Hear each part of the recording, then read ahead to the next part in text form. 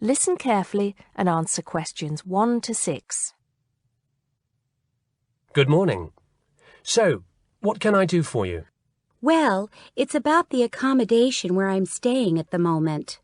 First, can you give me your name and address, please? Yes, I'm Maria Dominguez, and the address is 12 Pine Tree Terrace. It's in Westcliff. I'm staying with 2 other students. There's actually 4 of us in the house, us 3 students and the lady who rents the house to us. So, is there a problem?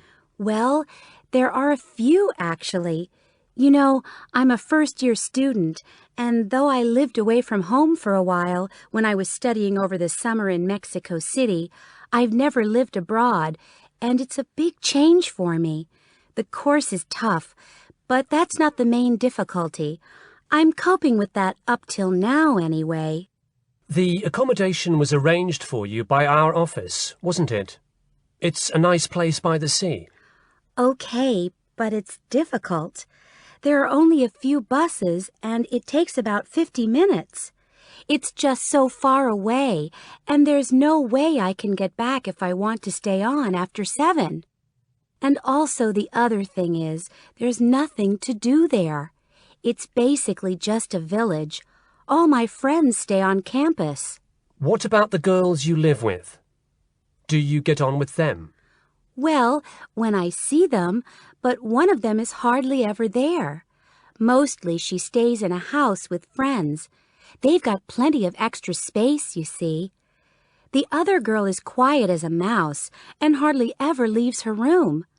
The landlady's friendly enough, though a bit forgetful, and she doesn't keep the place very clean. I don't have any real problem with her as a person, though. I understand it's rather far away. So I suppose you'd like us to find you a place in the halls of residence, or closer by in the town. That would be good. Before you hear the rest of the conversation, you have some time to look at questions 7 to 10.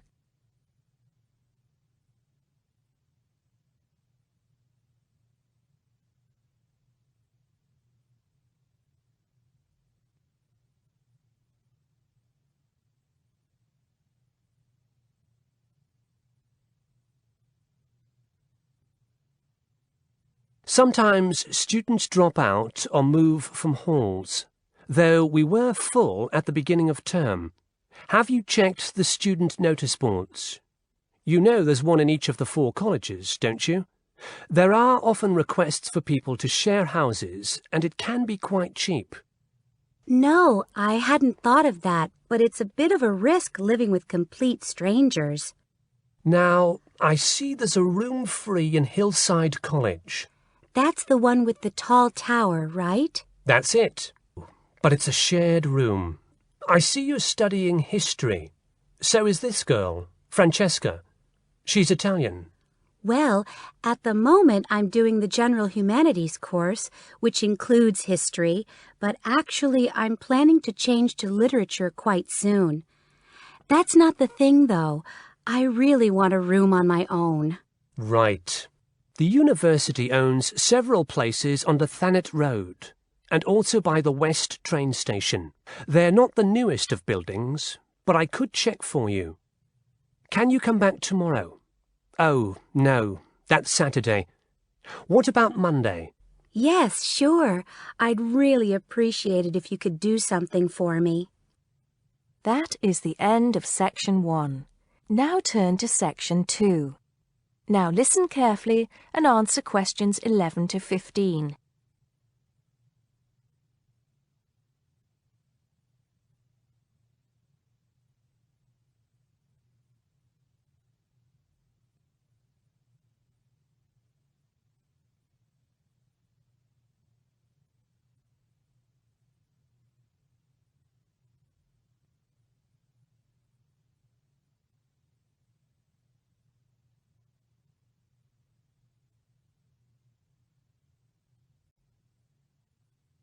Hi, I'm Steve Pinfold, and I'm here today to tell you about my gap year, which I took about 20 years ago.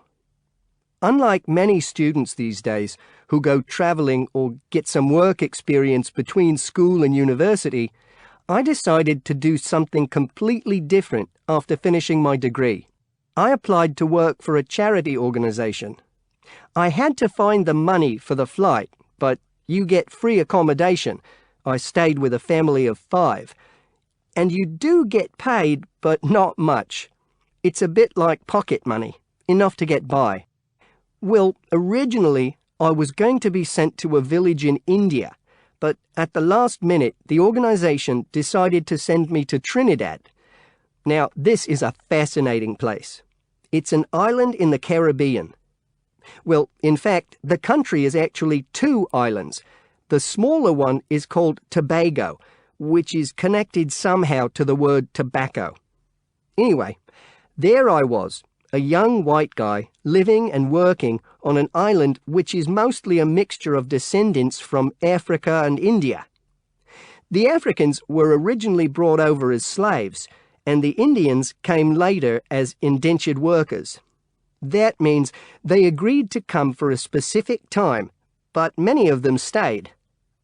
There are also some Trinidadians of Chinese and British origin, though the native inhabitants were basically wiped out by colonialization. I myself felt completely accepted and had the time of my life.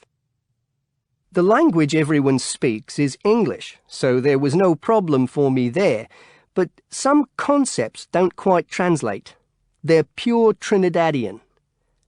There's the term liming, for example, which means sitting around watching the world go by. Also, there's the famous carnival, when the whole island is taken up in playing mass. For a whole month, around February or March, it depends when Easter is, everyone's busy preparing costumes, practicing calypsos, soca and steel pan music, and most importantly, partying. Before you hear the rest of the talk, you have some time to look at questions 16 to 20.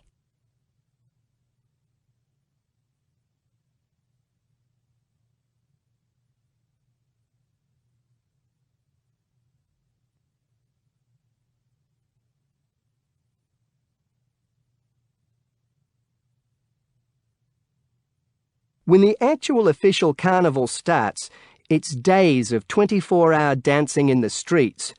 In Trinidad, it's called whining. The whole city is a non-stop party zone, full of colour and sound. It's serious, too. The bands are in competition, and the winner gets $1 million. The orphanage was called St. Augustine's, and that's also the name of the place where it was, St. Augustine, a town just outside the capital city, Port of Spain. I didn't have any particular job description, just to be with the children and tell stories, sing songs and play games. Oh, and we also went camping in the jungle once. I could tell you a few stories about that particular escapade. Every time I arrived at the gate, kids would come running towards me, shouting, with big smiles on their faces. The younger children seemed fascinated by my blonde hair and loved to touch it as if it was something miraculous. The English teaching I did 2 days a week in a primary school for 6 to 11-year-olds. The kids may have been poor, but they all wore neat and clean uniforms and were so respectful and enthusiastic. I've now been teaching for many years in different countries, and I still think those were the best students I've ever taught. What else did I do while I was there? I swam a lot. Can you imagine what it's like swimming with dolphins and with pelicans diving into the sea right next to you? More seriously, I trained to be a Samaritan. That's someone who listens and supports people who have problems with their lives. Overall, what I took from the experience was a sense of being in another culture, or rather cultures. As humans, we all share many characteristics, but we express ourselves in various ways. In Trinidad, there are lots of different communities and religions, and so many different kinds of festival to see. Hindu, Muslim, Christian, as well as some rather mysterious African traditions. There are quite a few Rastafarians too. Trinidad is, as Americans are fond of saying of their own country, a melting pot where everybody is greeted warmly.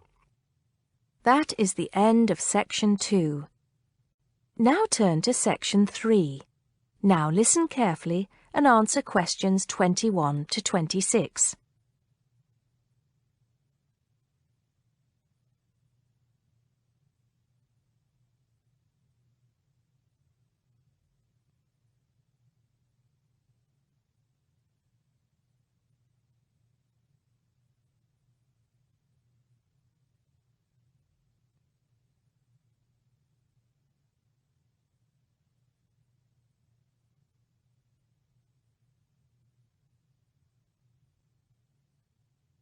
Great party last night. You should have come. But anyway, so what have we got to do here? We're supposed to fill this form in by ourselves, but I'm sure it's okay if we chat about it first, don't you think? Yeah, sure. So, there are 10 questions and we've got to tick numbers 1 to 5 for each question. 5 means really good. 1 is bad. Question number 1. Was the course well organized? We'll give that a 5, agree? Yep. No question about that. What does question 2 mean, though? Was the teacher flexible? Is it good to be flexible? Well, that means, was the teacher very strict? Or maybe she gave you more time to complete your assignment. Things like that. So for that question, we should give her a 5. She always gave us an extra day, didn't she? And she wanted to know our opinions on things. We had great discussions. Fair enough. What about this one? Was the teacher friendly and encouraging? I'm not sure about that. She was friendly to some students, but I think she had a problem with Mike and Alex, who were usually late. She did get a bit irritated with them sometimes. Yeah, we weren't too happy about them either, though. I know it was a bit early, with classes starting at 8:30, but you choose if you want to sign up to them or not. So that's no excuse, really. Yeah, they could have taken the evening classes if they didn't want to wake up early in the morning. Now, what about these questions on the course books? Look, the business studies book was interesting, but I thought the human behavior one was boring. Really? That's the one I like the most, perhaps because I want to study psychology. You want to become master of the universe, managing a huge multinational company, don't you? There's nothing wrong with being ambitious, you know? The best laid plans of mice and men. What's that? Some sort of quote? Stop being so literary. Let's get on with question 5. Did you find the campus library a useful resource? Well, most of the books I wanted had already been taken out, but the internet access was definitely useful. Let's give that a 4. Okay, and the staff there were always friendly and helpful. Before you hear the rest of the conversation, you have some time to look at questions 27 to 30.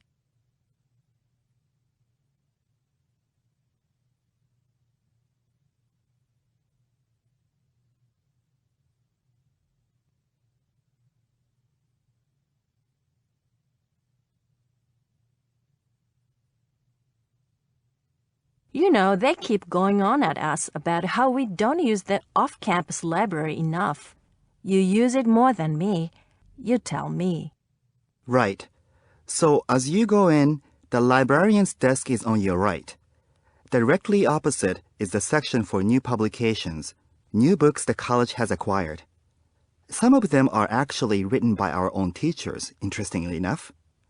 Then there's lots of seating and the computers. Behind that, we've got the periodicals, newspapers and magazines. And that's before the reference section, you know, with the books you can't take out. Dictionaries and encyclopedias? That sort of stuff. Now, I do know where the management section is.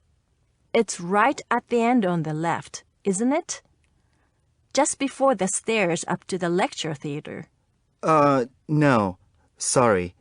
Management and business studies, along with marketing, are all as you said, at the back, but on the right. Oh, so what's on the left then? That's the fiction section, or literature. Now, if you want to photocopy something, where do you go? I think I remember. Isn't it one of the rooms after the entrance on the right? Yeah. It's between the multimedia room and the seminar room. They're all behind the librarian's desk. That is the end of section 3.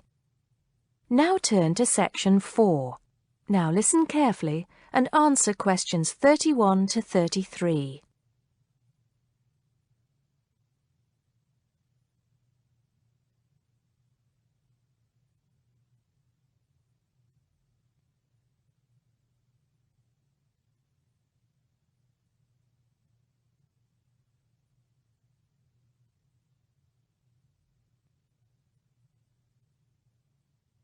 Now, today we're going to be finding out about the most popular sports in the Emerald Isle. That's Ireland, of course. Can you guess what they are? Well, there are these two lesser-played games, a form of rounders and Gaelic handball. But we'll start with one which is perhaps over 3,000 years old, arriving in Ireland with the Celts, some claim. That may be a slight exaggeration, but I consider it to be the fastest field game in the world, and it goes by the name of hurling. Well, that's what it's known as in the English-speaking world anyway. So, what do you have to do? You've got 15 players on a team, one of them the goalkeeper. Each one has a stick called a hurley. Here you are. I've brought mine along. Had it since I was at school. This is what it looks like. And basically, you have to get this ball, called a sliotar, that's S-L-I-O-T-A-R, so it's not spelt the way it's pronounced. You hit it into the net for 3 points, or you can hit it over the net for 1 point. The goal looks like the letter H, with the net under the crossbar. The goalie has a bigger stick than the others to help keep the ball out. You can also catch the sliotar and run with it for 4 steps maximum, or bounce it on your stick. Is that clear to you all? I'll be showing you a video a bit later, so you can see what a game actually looks like. You might like to think of it as a mixture of lacrosse, hockey, and baseball. Oh, and it's played by women too, but it goes by the name of camogie in that case. Before you hear the rest of the talk, you have some time to look at questions 34 to 40.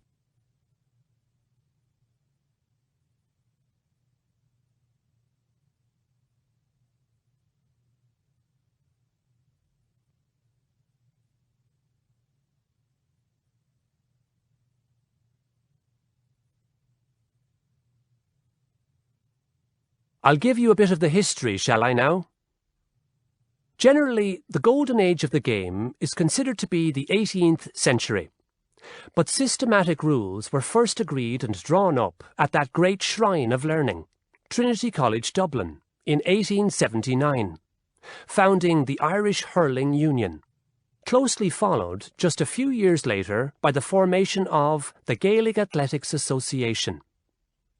With greater organisation last century, the All-Ireland Hurling Championship got off to a flying start, and I'm proud to say that my own native city of Cork has won more than 20 titles over the years.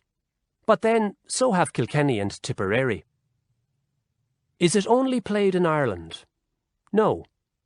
Well, it is the only country with a national team at the moment, but you may be surprised to discover there are hurling clubs in London, as well as in America and Argentina, to name just a few. The other game I'd like to take a little time to introduce you to is Gaelic football, which is played on the same pitch as hurling with the same number of players. But there's no net. You just have to get the ball over your opponent's goalposts. And you can do that by kicking or punching the ball. However, you're not supposed to do that to the players, I might add. Imagine it as a combination of soccer and basketball. But in my opinion, it's a more exciting spectacle than either of those. Excuse my bias, if you will. It's also very popular with women. In fact, there are more women's teams than for any other sport. Whether despite or because of the physical contact involved, I wouldn't like to say. They do play a shorter game, 60 minutes, rather than the men's 70. That is the end of section 4. You now have half a minute to check your answers. That is the end of the listening test. You now have 10 minutes to transfer your answers